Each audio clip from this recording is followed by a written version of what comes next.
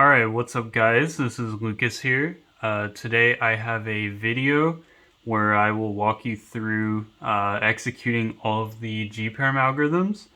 It's come to my attention that people really want to see how I execute PLLs, so I plan on going one subset at a time, and I figured G-Perms are probably a popular choice among the people who want to see these executions. So yeah, that's where I'm starting. So there are 4 G-Perms. In my PLL sub 0.85 video, I think, I'm not sure if all of them were sub 0.8, but I think most of them were. So yeah, I'll be walking you through those. I primarily use the RUD variations of the G-Perms. I think they're just a lot more consistent. Not having to rotate is really important during PLL, in my opinion. It saves quite a bit of time and chance for error. So yeah, I'll basically show you all the algorithms I use, and I'll walk you through all my finger tricks and potentially in which situations I use each algorithm. Okay, so we will start with the G-Perm. Alright, so this right here is the G-Perm. So you just recognize it by having headlights on the left and the block right here. And the algorithm I use, I'll put all of them in the description. This one goes as follows.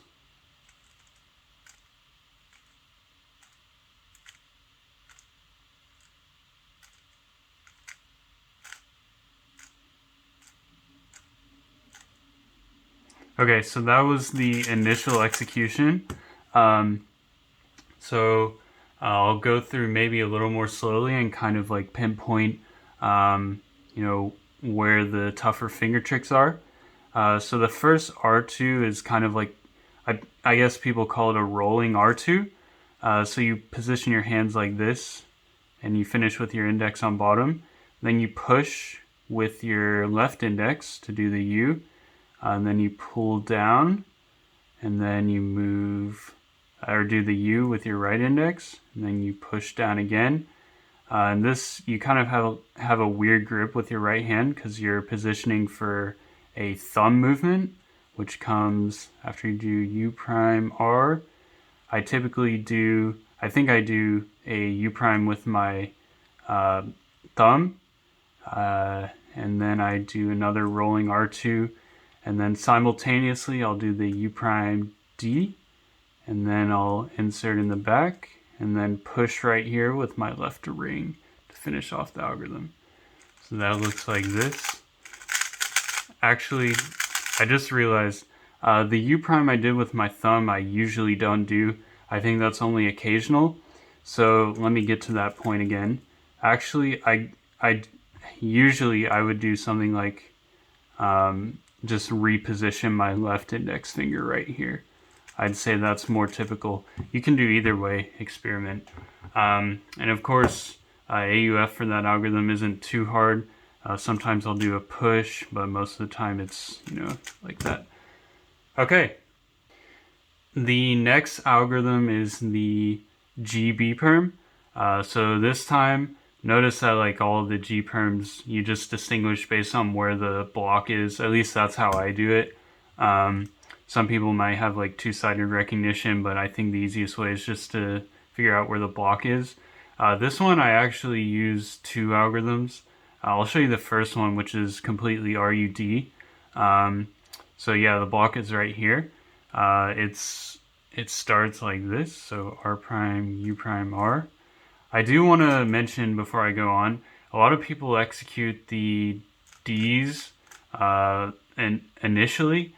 I don't really like that because essentially I like to perform the Ds when you are doing the AUF at the end. I think having those moves simultaneous is really useful. So that's really why I don't do the D at the beginning. I think Felix does that, but you know, I'm not a huge fan of that. Okay, so let's get into the execution. So the first is, the first part is nothing crazy. Your hand should be like this, and then you just take out the pair in the back. Actually, I'll go through the algorithm once, and then I'll explain my thought process. So this is what it looks like. Okay, and then here we go. So what I do is I take out the pair in the back, and I do a U and D prime simultaneously. This time I do it with my, this is what it looks like. So I go like that. And then I do a kind of a rolling R2, I guess, but it's more focused on my right index. So I kind of push through with that. And then notice how my right hand is in position to execute the rest of the algorithm. It's kind of open. So then I push with my left index, and then I go like that. And then I do a, I believe I do a thumb U prime here, and then I move back up with the R, and then a U prime, R2, D. So let me set that up again. Actually, no, I don't do the thumb U prime, sorry. You'll notice that there's a lot of ambiguity. There are certain points where you kind of have to figure out like where it's better for you.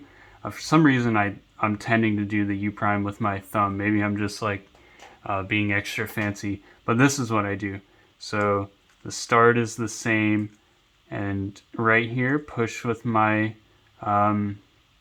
left index, and then I move down R, and then I have repositioned my lefty index to do the U prime like that, not the push. The push is awkward, don't do that. And then you move back up. Notice how the right hand is open for the majority of the algorithm, and then the finish is pretty simple. So that is the G-Perm. Let me just execute it fast. So that was the RUD version. And then I have two other ways I do the algorithm. So typically this will come when I have the bar in front. So what I would do here is, if I have the bar in front, I usually wouldn't do a U prime and then do the algorithm. Most of the time I would do F prime. So I'll show it in slow motion, then go back through. So.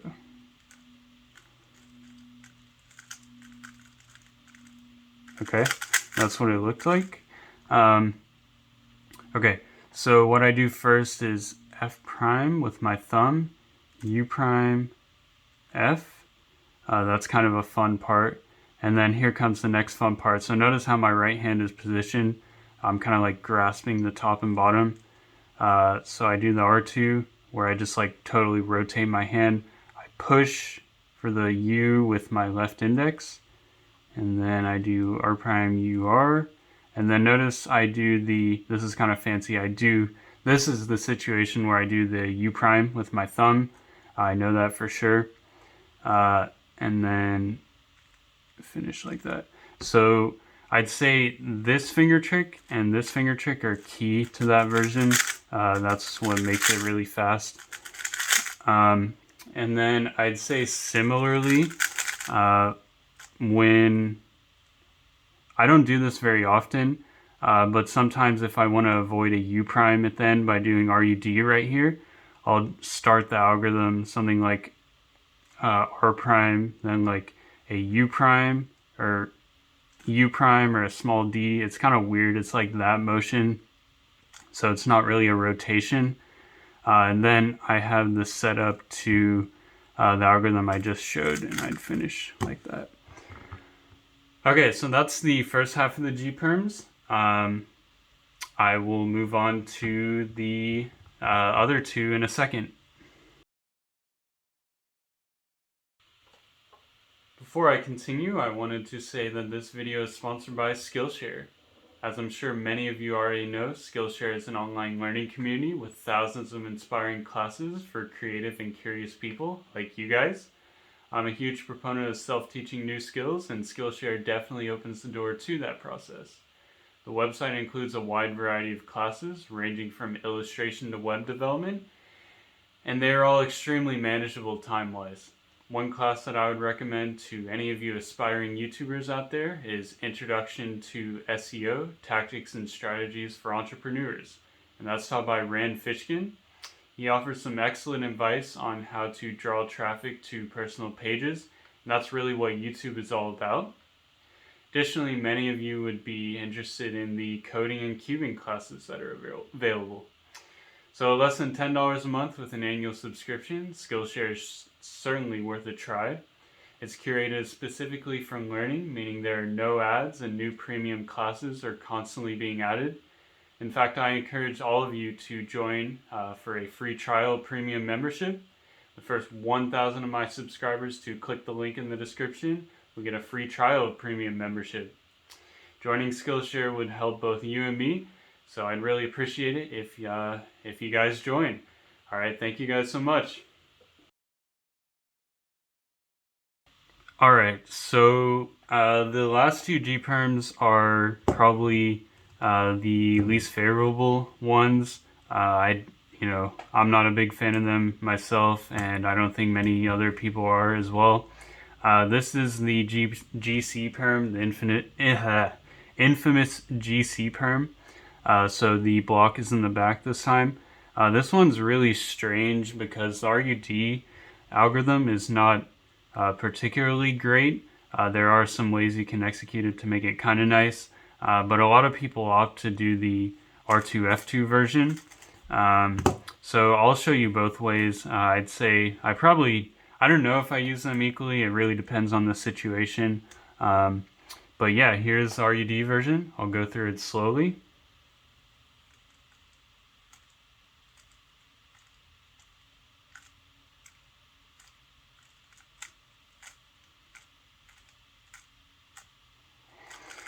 Okay. Oh, whoops. Wrong setup. Okay. So yeah, let's start. So what I do is I kind of regrip so that my thumb is on top to start the algorithm. Yep. Okay. And then I do a U prime, like normal. Move up with the R, and another U prime. Nothing fancy so far. Then I do RU R prime. Again, nothing really fancy.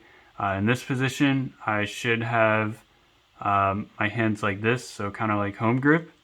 Then a U, and then I do like a rolling R2. I think that's the term people are using. At least that's what I've seen like people call it.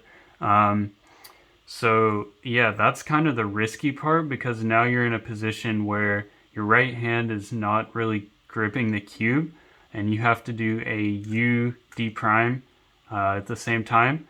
So it's really important that you get this R2 right, because if you have any sort of misalignment, that's going to mess up the entire algorithm. So you need to be really accurate right there.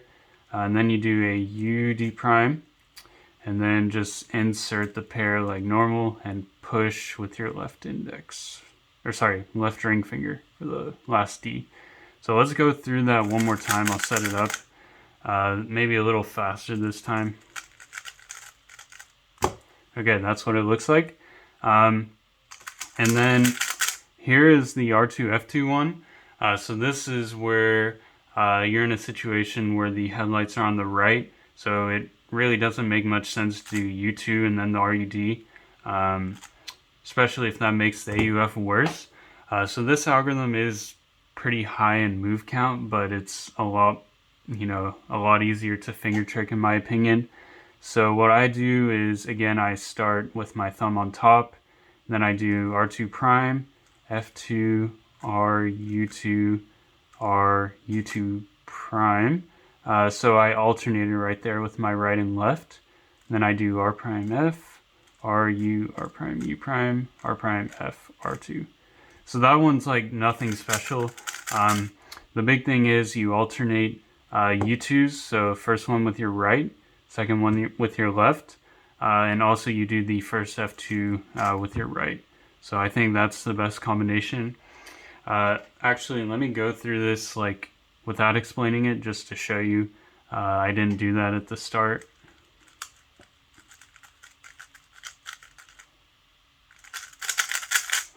So yeah, it's pretty quick. Yeah, it's a lot of people use that as their main algorithm. So, okay, now on to the G-Perm. All right, so this is the case you recognize because the block is right here. The